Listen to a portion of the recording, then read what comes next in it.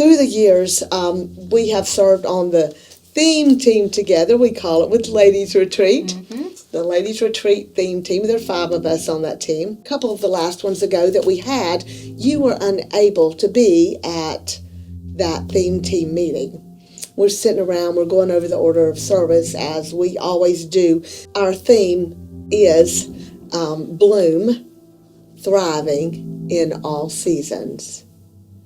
And we all thought about one person, the person that wasn't sitting at the table.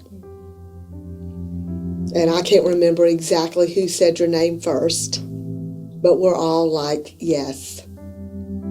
We believe that even though you're not blooming because of what's going on, you are very much thriving. We think of a plant that's in the ground. It doesn't always have a bloom.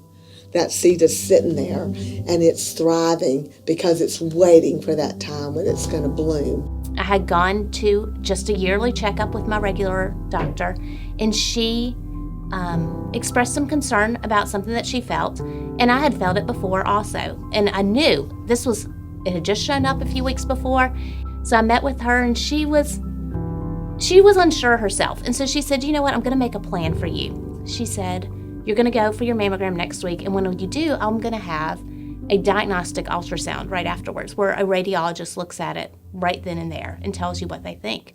He used the words, it was highly suspicious. He said, when I'm saying it's highly suspicious, he said, I seriously think you have cancer in not one place, but 3 places.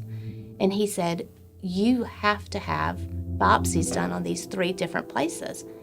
And I was just shocked, completely shocked. I didn't bring my husband to the appointment because I didn't think it was any big deal. And so the nurse told me after he left the room again, she said, here's what we're going to do. She said, you're going to go out in the lobby. She said, you don't talk to anyone. You just look at that door and go straight to that door. And you go straight to your car and you call your husband. And I got to the car and I called my husband. I said, you're not going to believe what just happened. Some days are better than others. Some days it's easy. It's just routine. You get into the routine. I'm showing up. I'm getting blood work. I'm going to go upstairs and meet with the oncologist. I'm going to come back in a couple days. I'm going to have chemo. This is just what we do. This is the new routine. You know, you've just figured it out. And then other days, bumps come in the road that you're not expecting. Well, at the end of this, I was expecting a very good outcome. I mean, I knew the major cancer was gone. And so I was just expecting good results. And so we went in for that day of testing. There were certain places that the cancer can go to. Breast cancer leads to bone cancer, brain cancer, and liver cancer. Then she proceeds to go on, and she said, actually, they went back and looked at your MRI that they did in April, and the spots were there in April, and they just missed them. And to say my world came crashing down, it did. And that was all I could think was, Lord, you brought me through the cancer. You got me through it. And here I'm ready to be done with it. I'm done with this. I'm ready to have surgery. And now there's liver cancer. I was thinking to myself, I need to start writing the letters. I need to write the letters to my husband for every anniversary. And I need to write the letters to my daughters for their birthdays, for the day the oldest gets engaged, for her wedding day. I need to start those letters because this is what my life has come to. And that night, I just cried in the shower. I stayed in the shower, I don't even know how long, because I was just a mess. And when I got out of the shower, I got a text from you.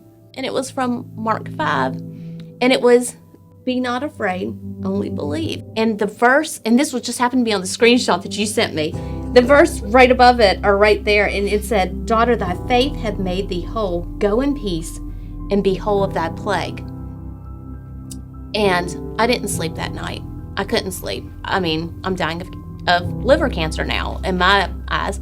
Even though the doctor had told me right when she hung up the phone, she said, don't worry about this. That night, the Lord just kept me awake. And that came to my mind, that verse. And I thought, Lord, what if you haven't decided the outcome of this? And here I am, I'm putting faith in that I have liver cancer. I'm not putting faith in you that you're going to take care of this. I'm putting faith in something else wrong is going on in my life now, and this is what I'm being dealt now. And so that night I decided Lord, I'm going to have faith that you're healing this and that you're taking care of this, or that this isn't even anything. I'm just going to I'm changing my mindset. I have to. I've got to think that God's doing the impossible, that God is going to allow this not to be anything, and that everything's going to be fine. I had a peace about it. I think it was because I had already had this come to Jesus meeting with myself a couple days before, that this time it didn't bother me that I was faced with another MRI. It wasn't cancer. Like, they ruled it off. Right. And so I was so thankful for that, yes. And here we are at this part of your journey, and you don't know the total outcome because there's more to your journey. You're in the midst of it, and we do wonder sometimes, what is God doing? Mm-hmm. But here we are, and we know sometimes we're picked out. We've heard it. Yeah. For this journey. I feel like there's so much that I don't know what's coming yet, but I know I just have to trust the Lord through it all. And some people may be saying, well, my outcome didn't turn out this way, and we don't know the future. Oh no, we don't. Of anything, and I think that's the beauty of your story, because you don't know your future, but you're choosing today the next right step. And so you are that example that we all want to be when the Lord, or if the Lord allows.